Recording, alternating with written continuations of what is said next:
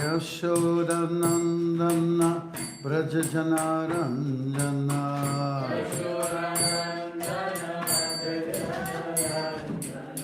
Yashodanandana Brajajanaranjana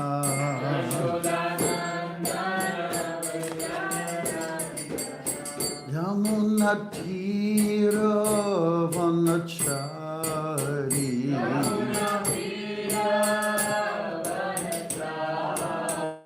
Yamunatira Vanachari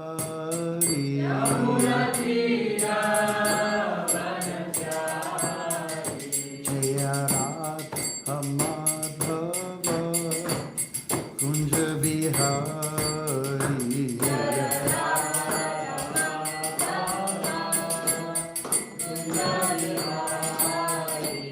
Jaya Radha Madhava Kunja Bihari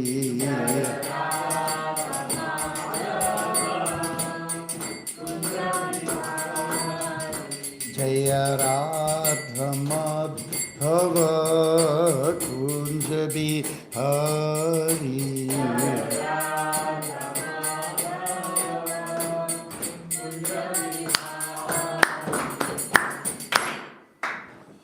Om Namo Bhagavate Vasudevaya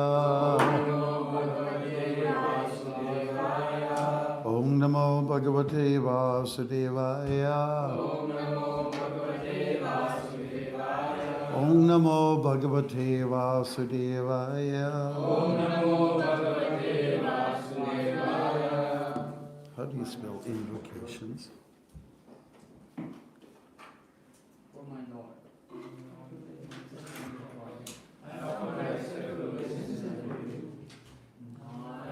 Namaskritya Karam Chaiva Narottamam Devim Saraswati Vyasam Tato Jayamudhirayet. Who's the name of August?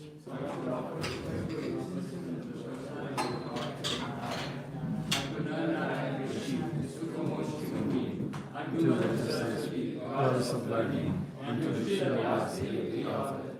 Nashta Parayeshu Abhadreshu Nityam Bhagavata Sevaya Bhagavati Uttamashloke Bhaktir Bhavati Naishtiki. These classes in the Bhagavatam. Rendering of service to the pure devotee. All that is troublesome to the heart is almost completely destroyed. Loving service unto the personality of God, who is praised with transcendental songs, is established as the irrevocable fact. Om Jnana Timirandasya Jnananjana Shalakaya Chakshuram Militam Yena Tasmai Sri Gurave Namaha.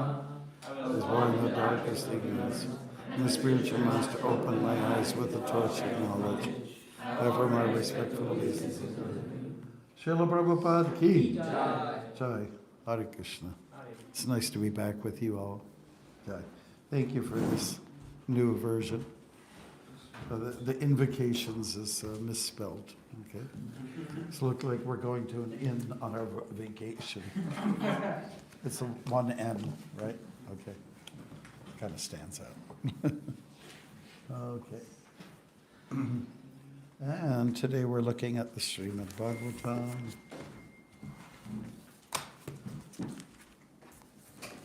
What shloka is it? Chapter 10, sorry, chapter 14, verse 42 to 46, and we are focusing on 42. Okay, I'm sorry, just I got to the right chapter. What verses are they? 42. 42. And going till 46. Oh, just four. Yes. 4 verses. That's all. Well, that's it. Okay, here we go. After granting his son Brahma permission to leave, the Supreme Personality of Godhead took the calves, who were still where they had been a year earlier, and brought them to the riverbank, where he had taken his meal, and where his coward boyfriends remained just as before. O king, Although the boys had passed an entire year apart from the Lord of their very lives, they had been covered by Lord Krishna's illusory potency, and thus considered that year merely half a moment. What indeed is not forgotten by those whose minds are bewildered by the Lord's illusory potency. By that power of Maya, this entire universe remains in perpetual bewilderment, and in this atmosphere of forgetfulness, no one can understand his own identity. The coward boyfriends said to Lord Krishna, "You have returned so quickly. We have not eaten even one morsel in your absence. Please come here and take your meal without distraction." Then Lord Rishikesh, smiling, finished his lunch in the company of his coward friends. While they were returning from the forest to their homes in Braj, Lord Krishna showed the coward boys the skin of the dead serpent Agasur. Hare Krishna. Jai. Okay, and it is verse number, 42. Okay, here we go. Brahma's prayers to Lord Krishna. Tatonu gyapya bhagavan swabhuvan prag avastitan vatsan pulinam aninye yata purva sakam swakam Tatonugyapya Bhagavan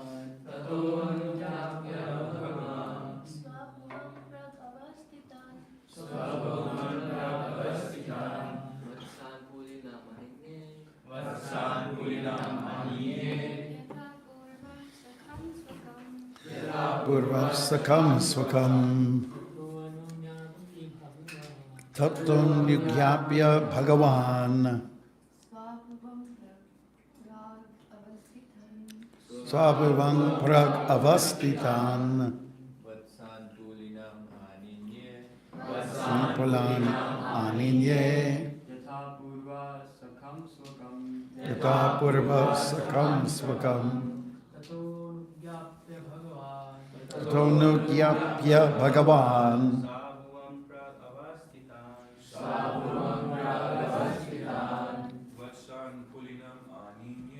vatsan pulinam aninye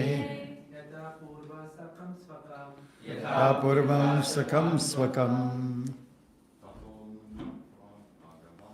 tatonu bhagavan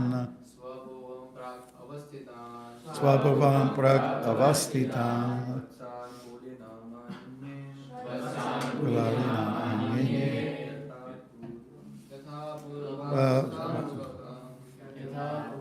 sakam swakam tataha.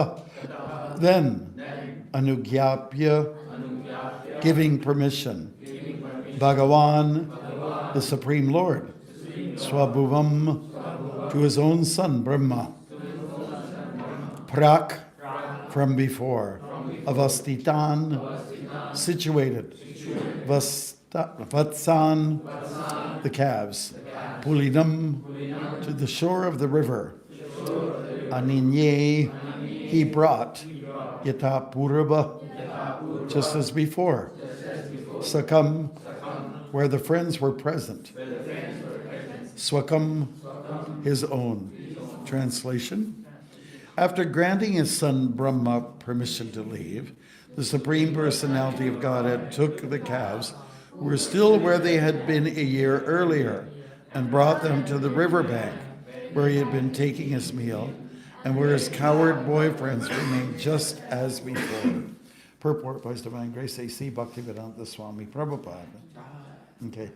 The word swabhuvam, to his own son, indicates that Lord Krishna forgave the offense Brahma had committed and treated him with affection as his son. It is stated in this verse that the original cowherd boyfriends and calves. If it was a cow, it would be. Okay, there's a distinction, please. Okay. The calves were situated just as before, near the bank of the Yamuna River and in the forest, respectively. Previously, the calves had disappeared within the and Lord had gone to search for them. Not finding them, the Lord had returned to the river. Dancing. No, Marching. bank. I'm robbing the bank. Didn't get that, did you? River bank to discuss the situation with his coward boyfriends. But they had also disappeared. Now the cows were once again in the forest and the boyfriends once again in the bank of the river, ready to take their Meals. Lunch. Food. yes. According to Srila Sanatana Goswami, the calves and boys remained in the forest and on the river bank, respectively, for 1 full year. Lord Brahma did not actually take them away to another place. By the Lord's omnipotent illusory energy, the gopis and other residents of Vrindavan did not notice the calves and boys, nor did the calves and boys notice the passing of a year's or feel any hunger or thirst. Okay. All this was part of the past arranged by the Lord's illusory potency. Energy would be this, okay? Potent, more power. Okay? All right. Lord Brahma thought, I have kept all the boys and calves of Gokula on the bed of my mystic potency, and to this very day they have not risen. A similar number of boys and calves have been playing with Krishna for 1 whole year, yet they are different from the ones illusioned by mystic potency, by my mystic potency. Who are they? Where did they come from? Nothing is invisible to the Supreme Lord. Lord appeared to be searching for the calves and boys only to enact the dramatic past of bewildering Lord Brahma. After Brahma surrendered and offered prayers, Lord returned to the original boys and calves, who appeared exactly as before, although their size had somewhat increased because of 1 year's growth. According to Srila Vishwanath Chakravarti Thakur, since Lord Krishna was playing exactly like an innocent young cow herd boy in Vrindavan, after four-headed Brahma offered his prayers to the Lord, maintained his role as a young cowherd boy, and thus remained silent before Brahma. Krishna's silence indicates the following thoughts. Where did this four-headed Brahma come from? What is he doing? What are these words he keeps on speaking? I'm busy looking for my calves. I'm just a cowherd boy, and I do not understand all this. Lord Brahma had considered Lord Krishna an ordinary cowherd boy and had treated him as such. After accepting Brahma's prayers, Krishna continued to play as the cowherd boy and thus did not answer the four-headed Brahma. Rather, Krishna was more interested in rejoining his cowherd boyfriends for the picnic on the bank of the Yamuna River. Thank you. All on one page. Very neat and clear. If we get a little chance, I'll just give it a little rundown of the travels that we did recently. Okay, great. Thank you very much. So we'll go to the verse, text 42. This Yoga Maya, which is discussed in our Vedic literatures, more to do with Canto 10 than anywhere else, is something very interesting for us. It's bewildering, it can be bothering, it can be bewitching. Because it's mystical, it's something out of the ordinary. Like, I think we can take note of the last shloka from the Bhagavad Gita. Yatra Yogeshwara Krishna. Yogeshwara refers to the Lord who's the supreme mystic. It's one of his names.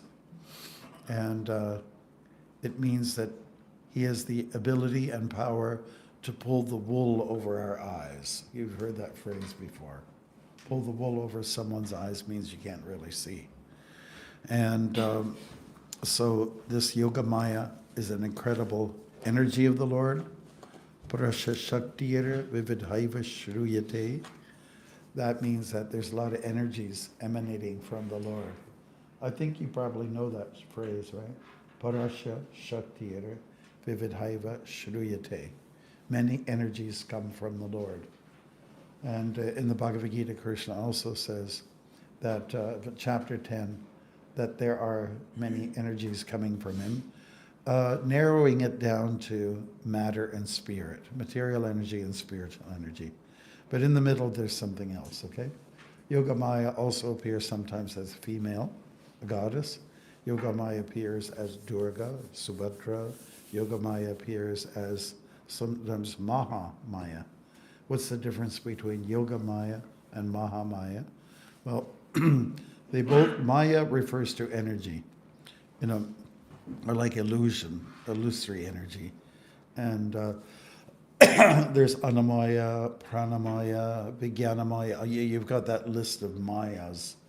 They're all illusory. And when we're young and we're born, we come out of the womb, we're into Annamaya. We're into that illusion of Anna. Where's food? When a kid goes around, everything's about food. It's about the breast milk from the mother. It's also about, like, kids crawl around, babies crawl around, and they just, anything they put, a piano. They try to swallow everything. It's just, they're into that consciousness. Everything has to come to the mouth.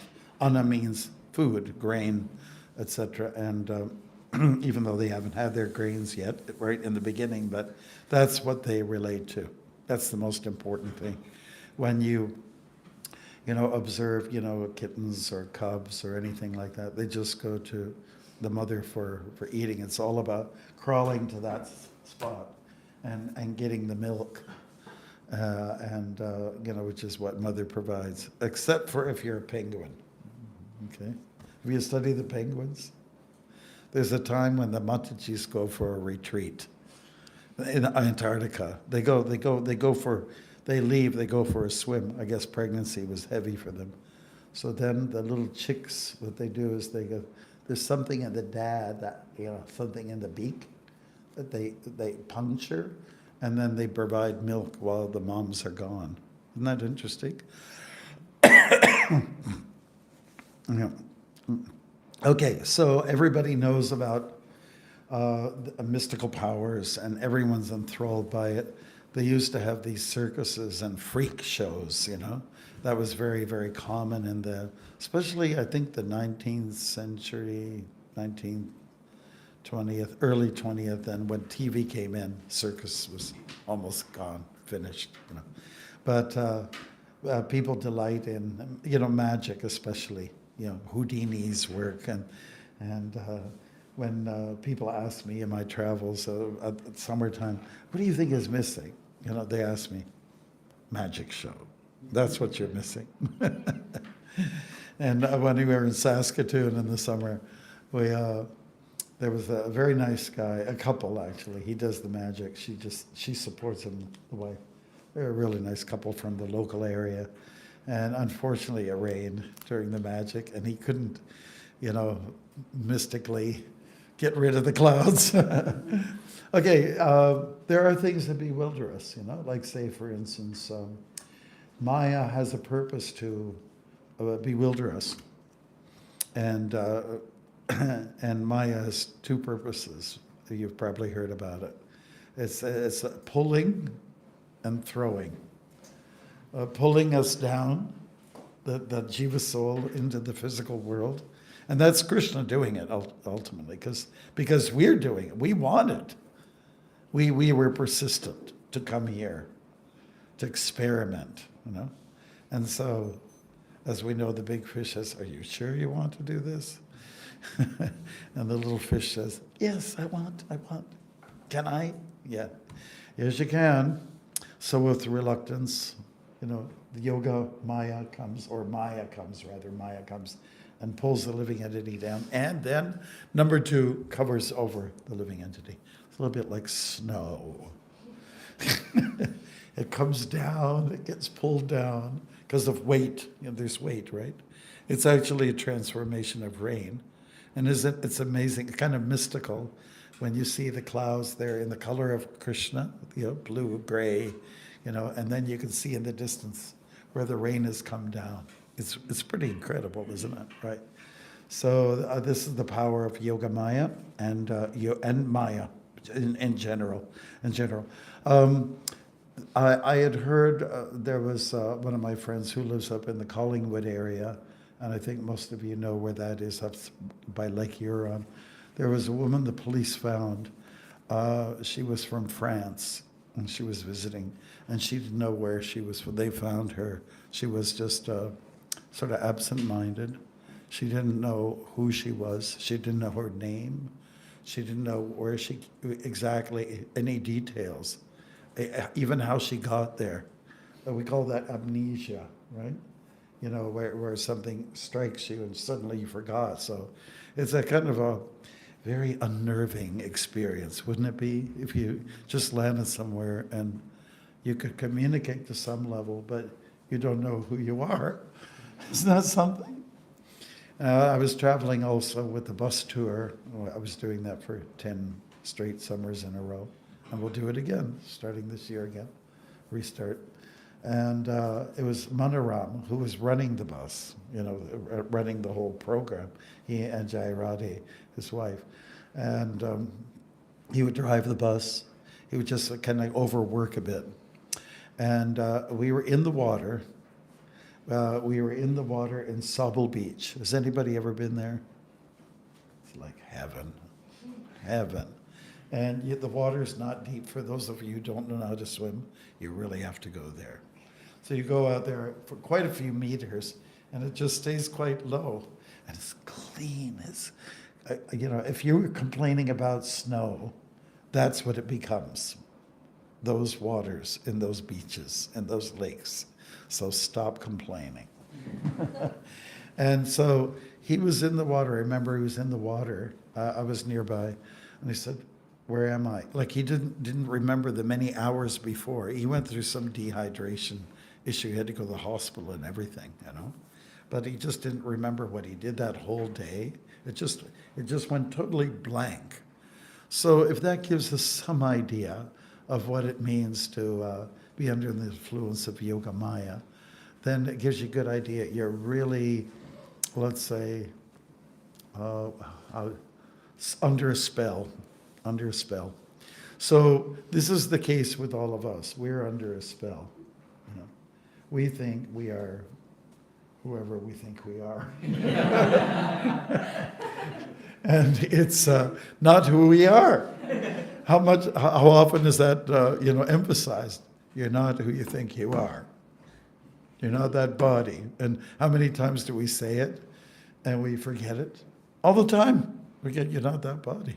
No? You're a spirit. And what kind of spirit? That's a whole other, situation. We're getting there. We're getting to understand ourselves a little bit more. We're becoming self-realized, getting our real eyes for the first time. We're getting self-actualization. That's what it is. Science of self-realization. That's what the Bhakti Yoga is all about, the science of self-realization, getting back to your true identity and kicking out the identity crisis issues. So anyways, here we have Brahma, who was trying to bewilder, but he became bewildered by the Yoga Maya potency. And sometimes we also reference Arjuna, who was also under a kind of Yoga Maya. Do you know that all the years leading up to the war, Arjuna was totally transfixed.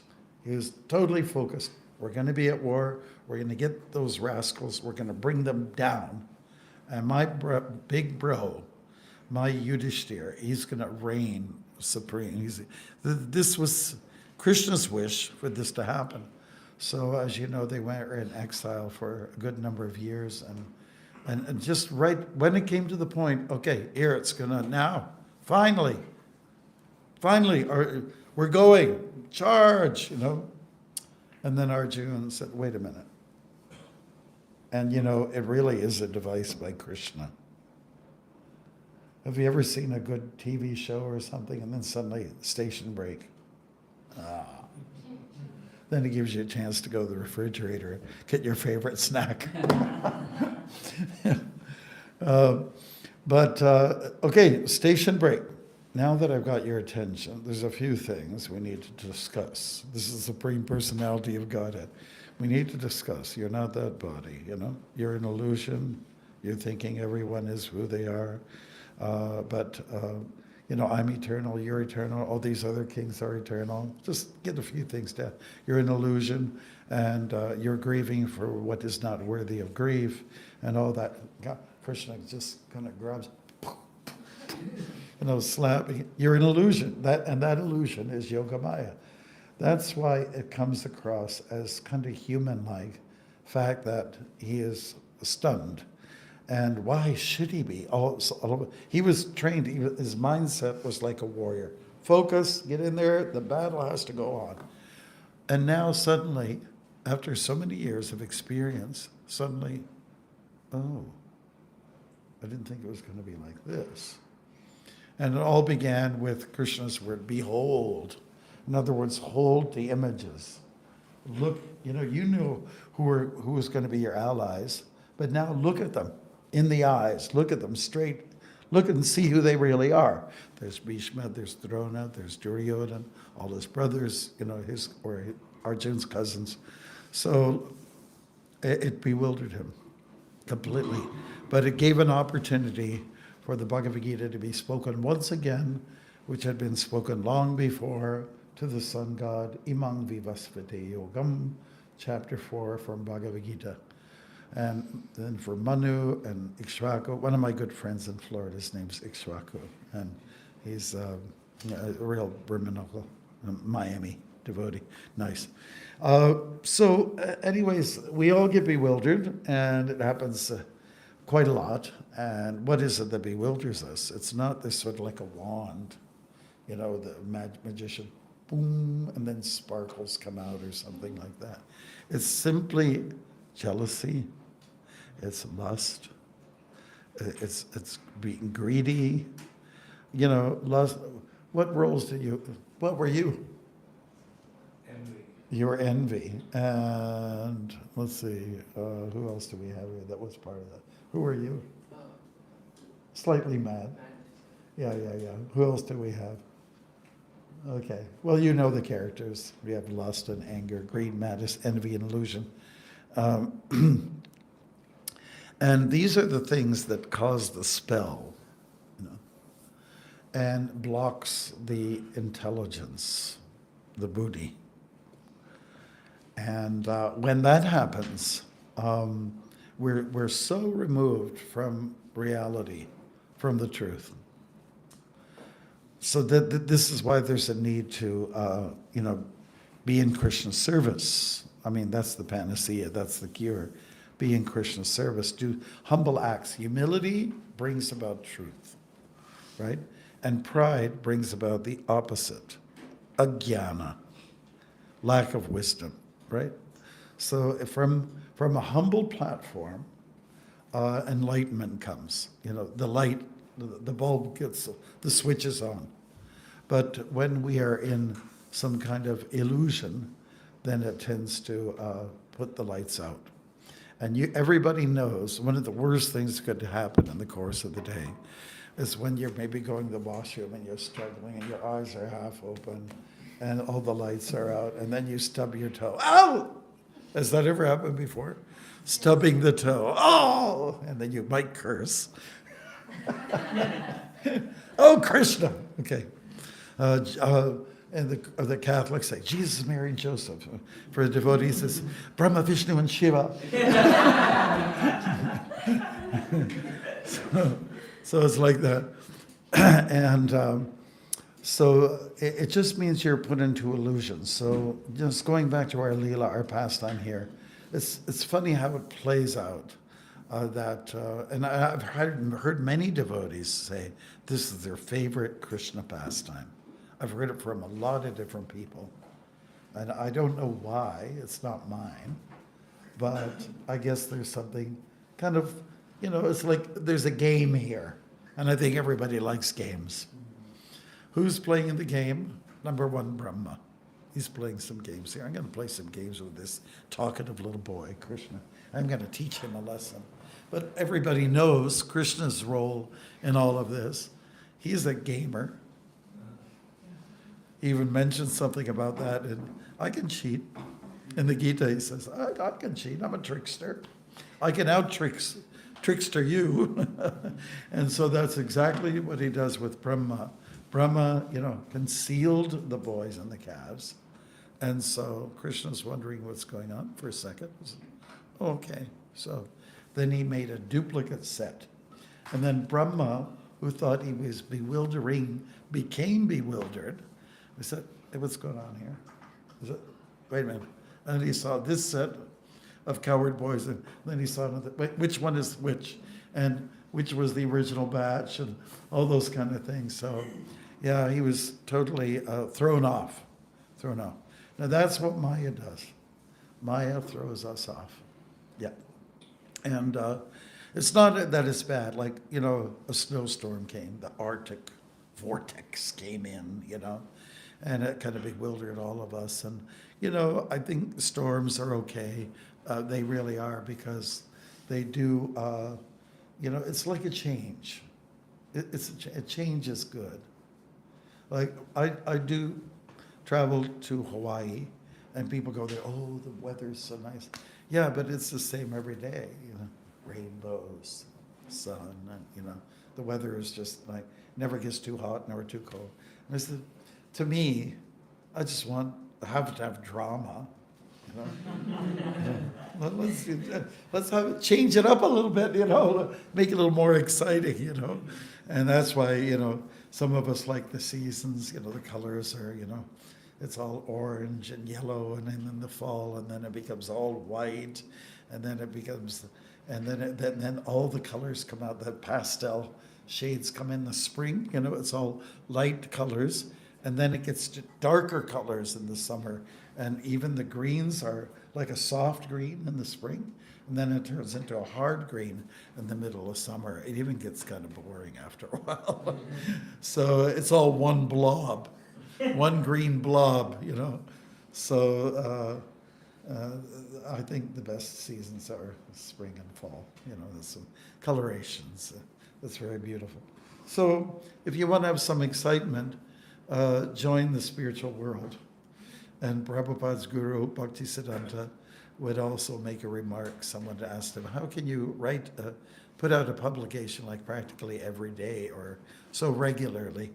And he said, well, the spiritual world is full of excitement. There's always something new. There's never a dull moment. And I have to tell you, when I joined the Hare Krishna movement, there never was a dull moment. And like a lot of us were around, we set up things for you, so it could be really nice. But the things we went through, devotees were being kidnapped, we had ghosts in the temple, we were getting in trouble with the police all the time. I got arrested, in the States, so many things. And then some people who joined were also not always there, so. It was so exciting, never a dull moment. Yeah, like that.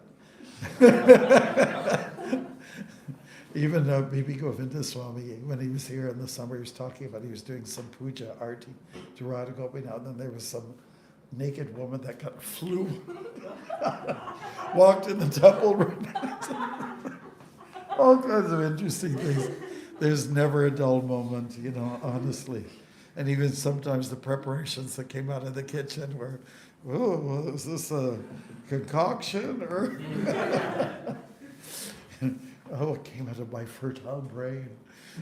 So it was, the spiritual world is very exciting. And, it gets even more exciting when the Paramdhamma, the world of magic, the spiritual world, comes down here to this world.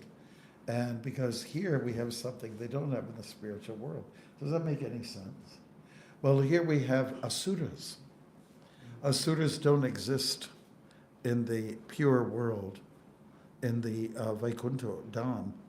Vai means without, kunta, worry. There's no worry there. You don't have to worry about demons. You only worry about them when they're here in this world, And it does make everything kind of exciting. When people are lined up for a play, so, okay, I need some people to play demons. And,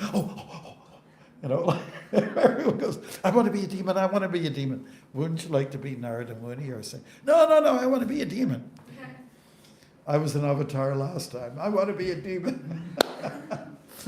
Just because they stir up things, they get everyone quite excited, There's always a good fight, that goes on. And that's what's special about the spiritual world. Now, we don't have any death situations here. There is no slaughter. There is no witch being killed.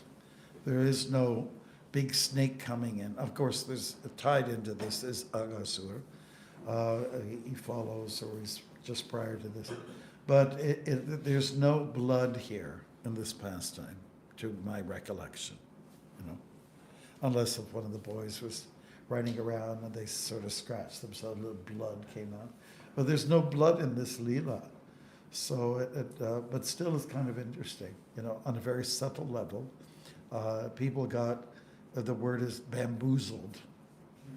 Bamboozled. And the person who got mostly bamboozled is the one with the four heads. And that is Brahma. And he had to learn the lesson. It wasn't the other way around. He had to learn the lesson. So there's, and in the topic of this purport, we do hear something about aspects of time and how the perception is very different for all of us. And I can tell you for a fact, when you get older, time flies by real fast. It goes really fast. And that's why I think older folks really kind of tolerate it. When you're young, there's all this anticipation. What will I be when I grow up? Who will I be with? Who will be my life partner?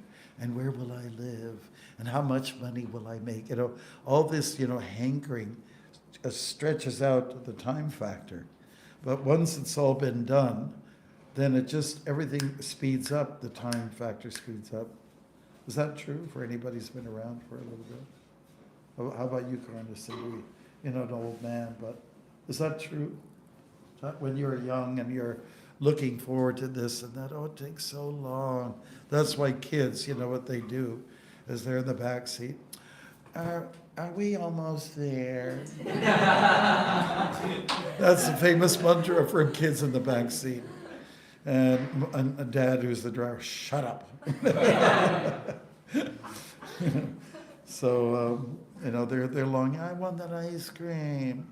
I want that. So it drags on. So it's very excruciatingly painful, But when you get older, things speed up faster. And thank God it does. So time is a consideration here in this topic with this pastime. A year had passed, and as is pointed out here, everyone grows. So every year I go to Guyana and Trinidad and Suriname, and I see kids. Last year they were like this, now they're a head taller or something. It's like, what did you do? And so that is one of the magical aspects, things really change in a short amount of time. Yeah, good. So if you like, I'll just give you a little rundown of what I did on the trip recently. So I go every year to the Caribbean, and this time I went to Suriname. Well, no, I went to Trinidad first, and Trinidad is a place where it's tropical, and it's hot, and it's sweaty. you know. So I'm kind of happy to be back, to be honest with you.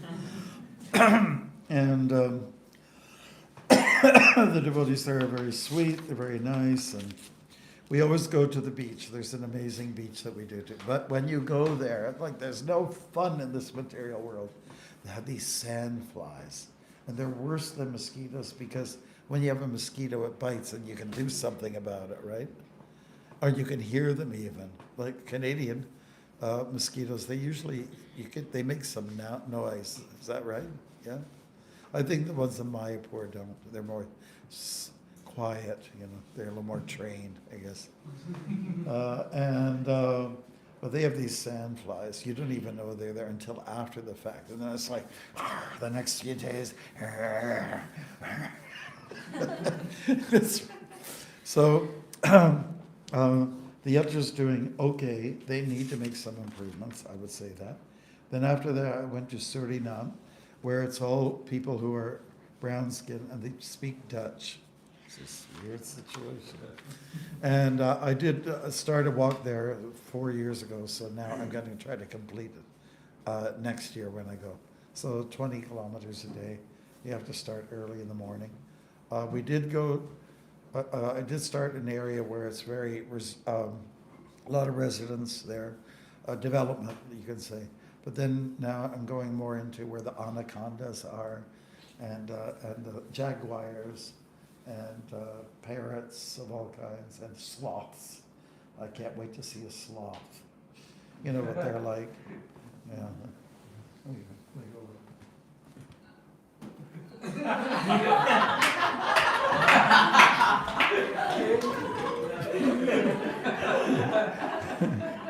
Yeah, they just hang there. And if they cross the road, you have to stop and pull them up, you know, take them to the side. I can't wait to see that. Anyways, we had a lot of success there, and every day we were giving classes as well. But I missed the morning program, Suriname, because that's the time to walk, you know, when it's cool in the atmosphere. And then we do some programs in the evening. And then the last place was Guyana, so I split up the times and for these 3 locations.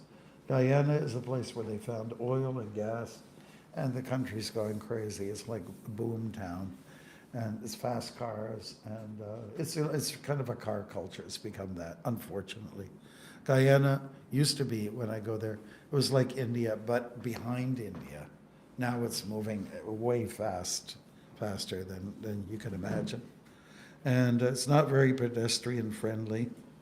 However, the devotees do conduct Padayatra every day. They start at 3:30 in the afternoon, and then they end up at around 8:30 at night.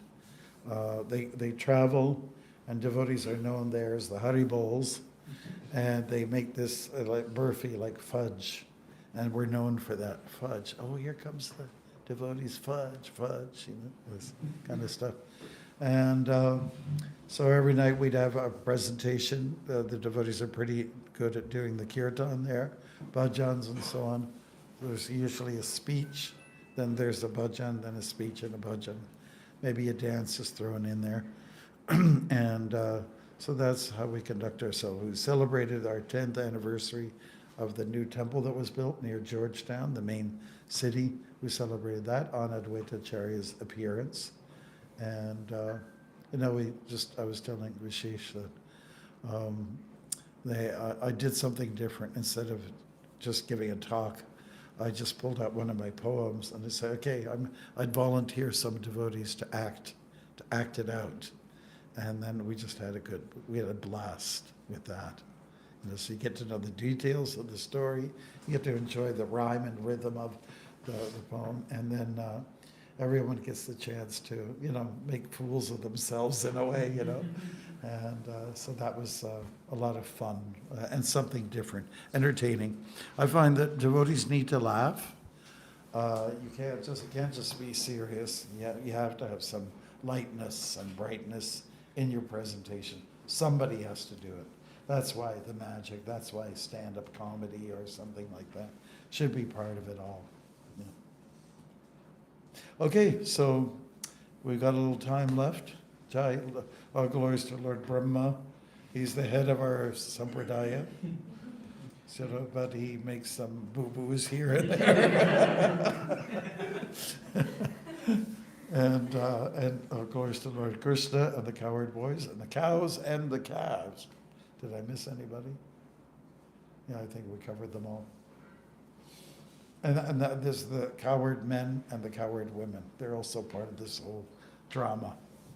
And we know how enthusiastic they became when they met with the expansions of Krishna. Okay, so Parasya Shaktir Vividaiva Shriyate, that all energies come from the Lord, and one of his energies is Yogamaya power. Okay, questions? Si, senor. Maharaj, you mentioned that Maya pulls us down. That- Maya pulls us down from in this material world and covers us, so we don't try to go back. But we do realize there is Krishna, there is Golaka and everything in the system. Yeah. But we still remain in this material world. So there is self-realization, but then still we are in this material world. So is it like we are sometimes overpowering Maya, and then again Maya is overpowering us? Well, you've been sick before, right? What kind of illnesses did you have, if I don't get too personal with you? Madness. Madness? Okay. No, but I mean like regular illnesses, maladies. I once had a jaundice. Jaundice. Okay. So when you realized you had jaundice, did you do something about it? What did you do? I took some medicines. Medicines? Okay. Once you took the medicine, I'm good again? Or did it take some time? It took some time. Took some time. You're up, you're down, you're up and down. And so it's just a matter of exercising patience. It takes time for the conditioned soul to get unconditioned. It takes time, it's not going to be abrupt. It won't be a quick fix. Anything that is a quick fix, you have to question it. You have to doubt it. Oh, this is not real. It's not just dealing with a symptom. It's not getting to the root of the cause of the problem. Right, so it just takes time for jaundice. That's the example. Thank you. The acharyas talk about jaundice all the time. They always talk about jaundice, and you picked the right one. It was very painful. Oh, it was tough during the process, yeah. That's not very nice. And hence the jiva soul also struggles and suffers a lot, being in separation from Krishna, But we get some alleviation of this pain by just practicing bhakti, and being in the right company. Being in the right company, Yes. So Maharaj, you were mentioning humility brings about the truth and pride brings about the opposite. And actually me and Shambhu were discussing yesterday while giving any lecture or doing deity worship, let's say, the mood should be of humility. But at the same time, we see that sometimes we have this pride that, okay, yeah, like Prabhupada is here and our acharyas, like, they are super great. And that time you're proud as well. You're not humble, but you're, okay, yeah, Prabhupada, I belong to Prabhupada, or this, Mahaprabhu is so merciful. So both of the moods are mentioned by acharyas, that we should be humble as well, but at the same time we should be proud as well. Well, proud to be a Vaishnava, proud to be a follower of Prabhupada, a follower of Krishna. So that's humility. But you can certainly be proud of the fact that, this is my guide, and so I would say it's a little bit more leaning towards humbleness than it is pride. But you can be proud as the, and Prabhupada did say, be aggressive with when prasadam and business.